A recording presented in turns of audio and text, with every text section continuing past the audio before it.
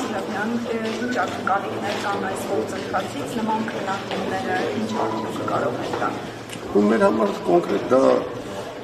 շատ լավ հնարավորություն է օգտագործելու ազգային ժողովի ամբիոնը, ի վերջո համար մեկ խոսալու ամբիոնը, պարլամենտ գիտեք նշանակում խոսանա եւ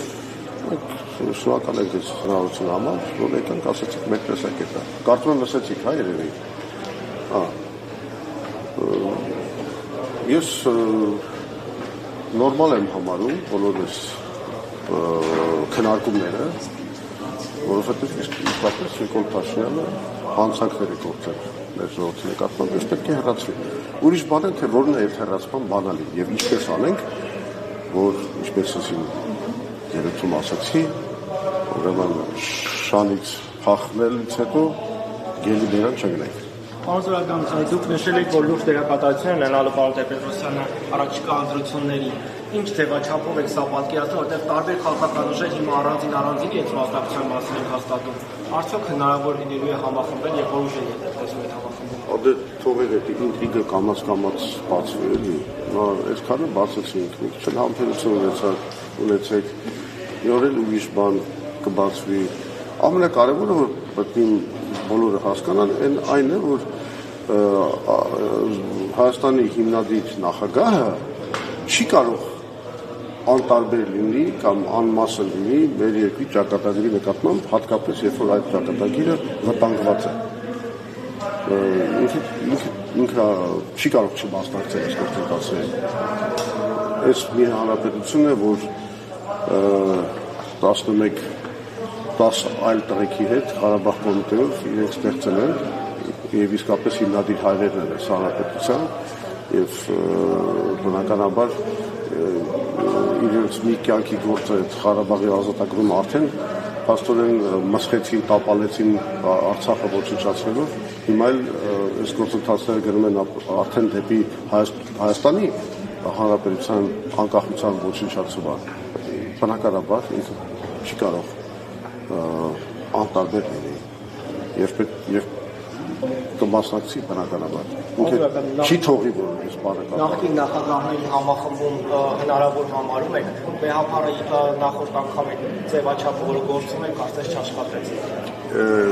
Նույն գետը երկու անգամ չեն մտնում։ 21 թվին, երբ որ իսկապես պետք է այդ համախմբումը, Տեր-Պետրոսյանը այդ առաջարկ արեց, բայց դա չկայացավ, գիտեք։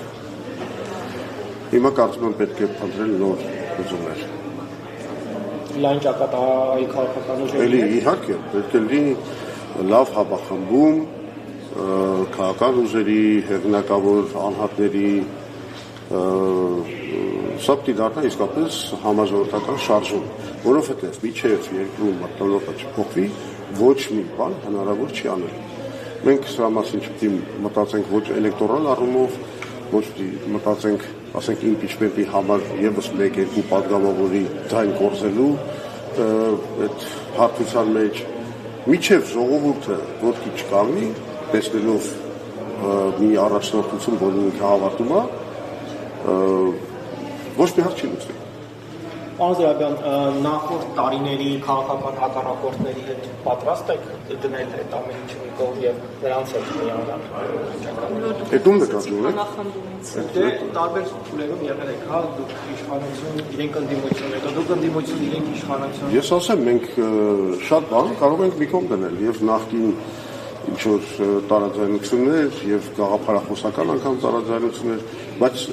պետք է լինի մի պլատֆորմ, որի շուրջ մենք միավորվենք, ասենք մի 5-6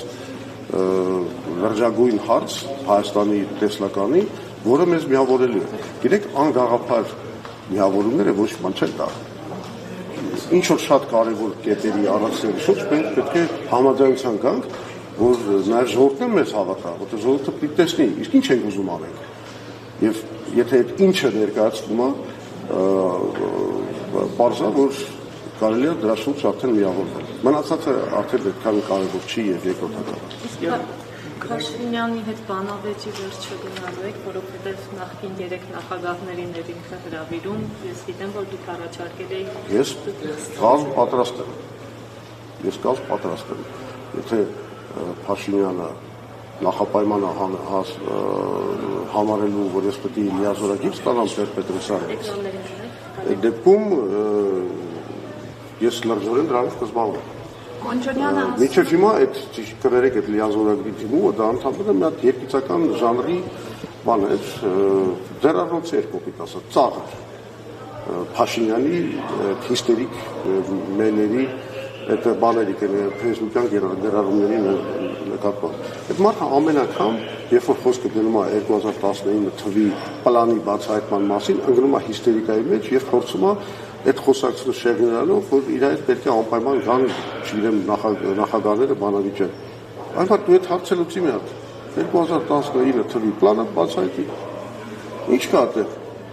Ասում են Տեր-Պետրոսյանը սենց է արտահայտվել, Քոչարյանը հենց է արտահայտվել, Նիկոլա ում է այդ հետաքրքրում, թե ոնց է ամեն մի նախագահ, ոնց է այդ ամեն չմեկնաբանում։ Հայրապարակի բոլոր պլանները պետք ժողովուրդը եւ խելք ունի եւ փորձագետներ կան, թողեք մեր հարությունը ինքը իր դատը անի։ Քաղաքական պայմանագիր խմբակցության։ Բայց այդ մահը իրենց համար իրենք չեն անի, մահը, վախենում են։ ԿՊ ղեկավարը խմբակցության ասում է վախենում են դրա համար չեն գալիս։ Ինչից է վախենում։ Բանավեճի ասում է գիտենք, որ Նիկոլ Փաշինյանը Տեր-Պետրոսյանի կծեփի կներեք արտադրությանից համար։ Ես կծեփեմ Նիկոլ Փաշինյանին, ոչ թե անգամ Տեր-Պետրոսյանը, ես կծեփեմ, որովհետև Նիկոլ Փաշինյանը ոչ Ղարաբաղյան խնդրի փաստաթղթերին է տիրապետում, կատարյալ 0, ոչ աշխարհաքաղաքական գործընթացների ներկայացումներին է տիրապետում, կատարյալ 0։ Այդ մարդուն ես կծեփեմ պատերին։ 5 րոպե չի դիմանա, ինձ հետ ինքը բանավեճի։ Հələ 5 րոպեն բանա հարցական, ասում մի քիչ զապաս տվեցի իրան, էլի ինչ ֆորմա տվեցի։ Չեք խոսում։ Ջան, ԿՊԱ-կանները, որոնք ժամանակին մեծ երկրպագուն էին, հա, հակի Լևոն Տեր-Պետրոսյանի, հիմա իրար հետ չտալով քննադատում են։ Դե այդ գիտեք բանդայի օրենքներն են։ Գիտեք, չէ, եթե ուզում են հավատարմությունը ստուգեն, այդ բանդաները, չէ, գանգստերները, ազենքը դնում են այդ ստուգվողի ձեռքը, ասում են մի հատ այդ թշնամուն ոչնչացրու, որ մենք հասկանանք, որ դու իրանց հետ չես, մեր հետ ես։ Դրա համար հենց այն մարդիկ, ովքեր ասենց ասեմ, լևոնականն են եղել այդ թվում, հենց իրենց պարտադրում են այդ թեստային կրակոցները կատարել։ Սա բանդայի օրենք է։ Ժամանակին շատ էր խոսում ձեր եւ Նիկոլ Փաշինյանի վատ հարաբերությունների մասին։ Գուցե պետք էր ավելի Իսկ չի խոսում իմ ու Նիկոլ Փաշինյանի լավ հարաբերությունների ժամանակաշրջանի մասին։